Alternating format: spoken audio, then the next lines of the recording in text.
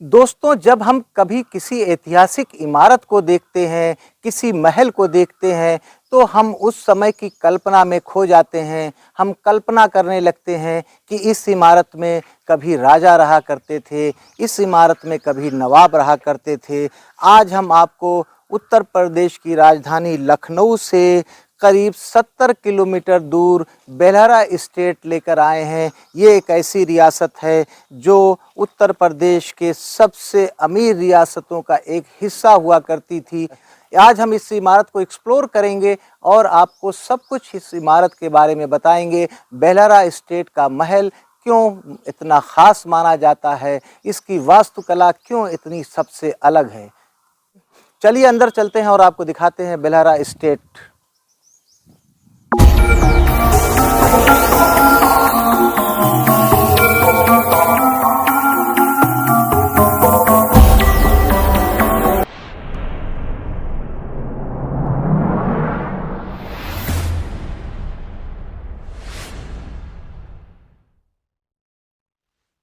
आदाब, नमस्कार दोस्तों, मैं हूं आसिफ और आपका स्वागत है हिस्टोरिक आसिफ में। हमारे पीछे जो इमारत दिख रही है, ये इमारत बेलहरा का किला कहा जाता है। ये अपने समय में यहाँ की रियासत का किला हुआ करता था।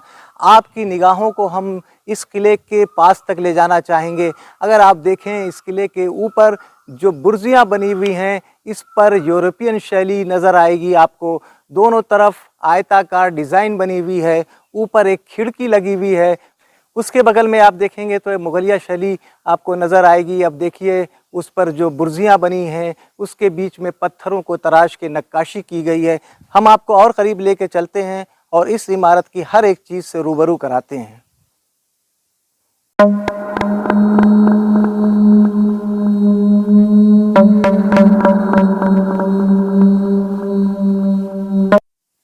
ये इमारत करीब 200 साल पुरानी है और इसका इतिहास क्या है वो भी हम सब कुछ आपको बताएंगे। लेकिन उससे पहले इसकी वास्तुकला आपको दिखाते हैं। जिस हिस्से में आए हैं, ये किनारे का हिस्सा था, लेकिन इसका मुख्य द्वार इधर है। हम इधर से चलते हैं आपको। दोस्तों, बेलहरा किले का ये प्रवेश द्वार है। ये सामने जो आप देख रहे हैं, 3 मेहराबें नीचे नज़र आ रही हैं आपको और 3 मेहराबें ऊपर नज़र आ रही हैं। अगर ऊपर का हिस्सा आप देखें तो यहाँ पे हालांकि जो नक्काशी की गई थी वो समय के साथ धीरे धीरे धूमिल होती जा रही है, लेकिन अंदर के जो दृश्य देखेंगे तो वहाँ पर आपको यूरोपियन शैली नज़र आएगी और नीचे का हिस्सा आप भी देखेंगे आप तो बिल्कुल अलग नज़र आएगा।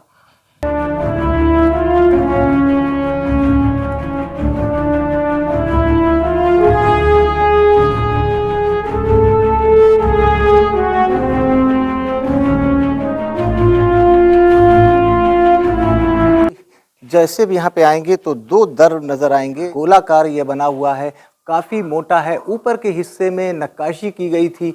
हालांकि इस पे जब आजकल की पेंटिंग की गई है और इस पेंटिंग इस तरह हुई है कि नक्काशी इसकी धीरे धीरे ख़त्म होती जा रही है। अंदर ये जाने का जो दरवाज़ा था, ये शीशे का दरवाज़ा है। ये भी यूरोपियन शैली का है। जो इस पर सिटकनियाँ लगी हुई थी, कड़े लगे हैं, ये सब यूरोपियन शैली के हैं। हालांकि इसका जो मुख्य मार्ग है वो बंद है, ताला, हम अंदर जा के नहीं सकते हैं। लेकिन जो भी हिस्सा है हम आपको दिखाएंगे और एक्सप्लोर करेंगे।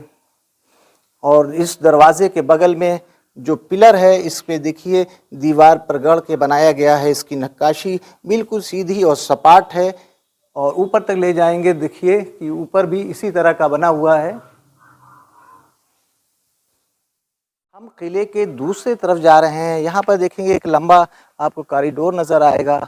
हम आपको इस तरफ दिखाना चाहेंगे। ऊपर की तरफ का दृश्य आप देखिए कि जो लकड़ियाँ थीं अब धीरे धीरे सड़ कर ख़त्म होती जा रही हैं और जो दरवाजे थे वो भी ख़त्म हो गए हैं। बंदर यहाँ पर काफ़ी संख्या में है। एक बहुत ही रोमांचक दृश्य आप देखिए। एक छोटे से झरोखे से एक बंदर का बच्चा झांकता हुआ आपको नज़र आएगा। और हम इस तरफ का दृश्य दिखाना चाहेंगे। ये किले के नीचे का एक दृश्य है। काफ़ी अंधेरा है, हम कोशिश करेंगे रोशनी करके आपको दिखा सकें। ये बेसमेंट है, इसके अंदर की जब गर्मियों के समय में राजा और उनके परिवार के लोग रहा करते थे। इतना घना अंधेरा है कि अंदर कुछ भी दिखाई नहीं दे रहा है। हम अंदर से चल के इसको देखते हैं। महल के अंदर जाने का कोई भी रास्ता नज़र नहीं आ रहा था। हमको एक ये दरवाज़ा नज़र आया, हालांकि इस पे ताला लगा हुआ था। जब हमने इसको छू कर देखा तो ये खुला हुआ है। अब हम अंदर चलते हैं और देखने की कोशिश करते हैं अंदर क्या है। हम अंदर आए तो ये चौकोर एक कक्ष है। यहाँ की भी स्थिति वैसे ही है। छत के ऊपर लकड़ी की बीम पड़ी हुई है और लकड़ी की ही छत है। अंदर एक जाने का एक ये दरवाज़ा नज़र आ रहा है। हम कोशिश करेंगे कि अंदर आपको लेके चलें। ये दरवाज़ा हमने खोला और बाहर का दृश्य, यहाँ काफ़ी संख्या में बंदर नज़र आ रहे हैं। सबसे पहले हमको बंदरों से सामना करना है। अभी हमने आपको एक झरोखा दिखाया था। बता दें कि ये झरोखा नीचे तहखाने का था। उस तहखाने में रोशनी जाने के लिए ये बना हुआ था कि जिसके माध्यम से यहाँ पर रोशनी और हवा आ सके।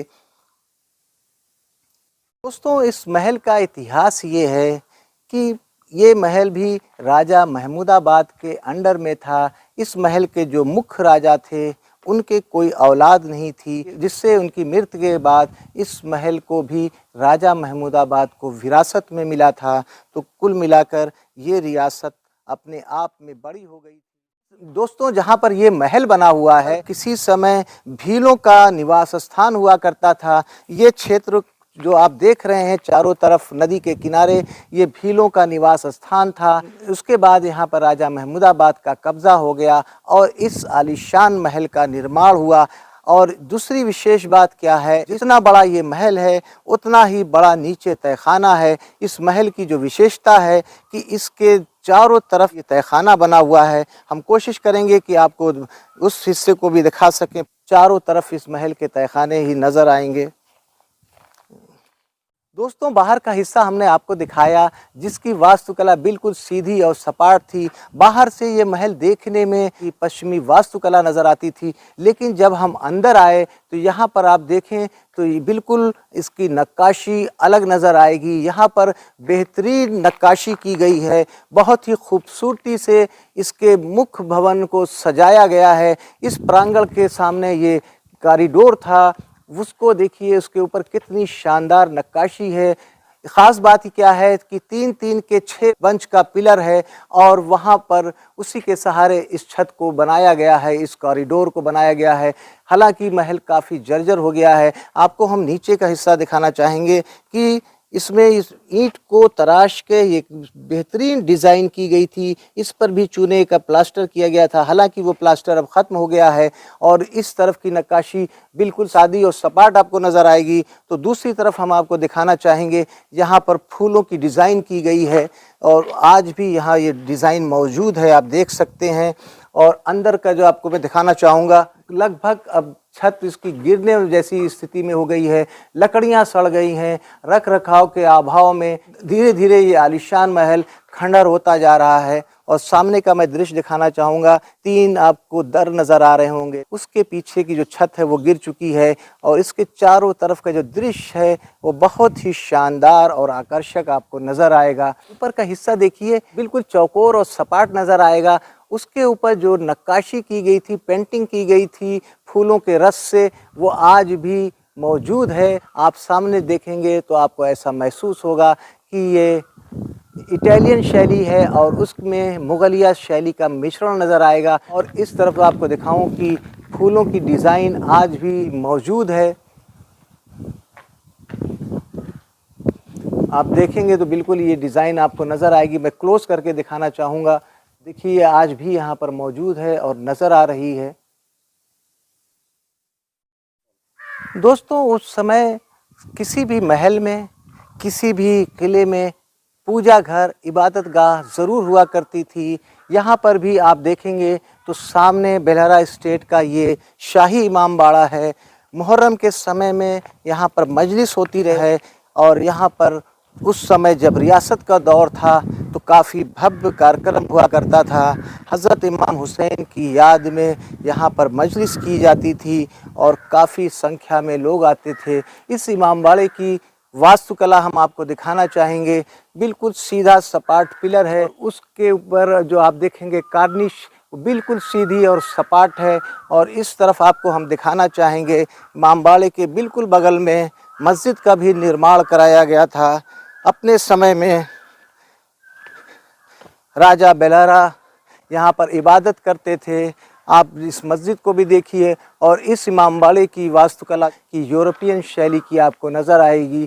कहीं कहीं पे मुगलिया, ये दो तरह की शैलियों में बना हुआ है। यहाँ पर आप देखेंगे जंगले के ऊपर गोल घुमावदार जो मेहराब बनी है वो यूरोपियन शैली की नज़र आएगी और सामने के हिस्से में जो मेहराबें बनी हैं वो मुगलिया शैली की नज़र आएगी। आज हमने बाराबंकी जनपद में स्थित बेलहरा स्टेट का किला दिखाया। इस किले की विशेषता क्या है? जितना बड़ा इसका प्रांगण है उतना ही बड़ा इसके नीचे तहखाना है। तहखानों वाला ये किला है। इसकी वास्तुकला यूरोपियन और मुगलिया शैली पर आधारित है।